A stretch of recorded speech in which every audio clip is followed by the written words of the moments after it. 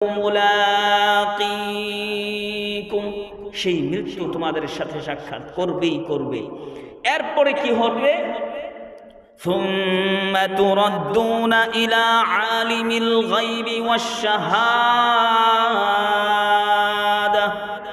এরপরে তোমাদেরকে আলিমুল গায়ব ওয়াশ শাহাদা, যিনি গায়েবের খবরও জানেন, শাহাদা অর্থাৎ প্রকাশ্য ও প্রকাশ্য সমস্ত বিষয়ের খবর যে রবের কাছে আছে, যে আল্লাহর কাছে আছে, যেই মালিকের কাছে আছে, সেই মালিকের কাছে তোমাদেরকে ফিরিয়ে নেওয়া হবে।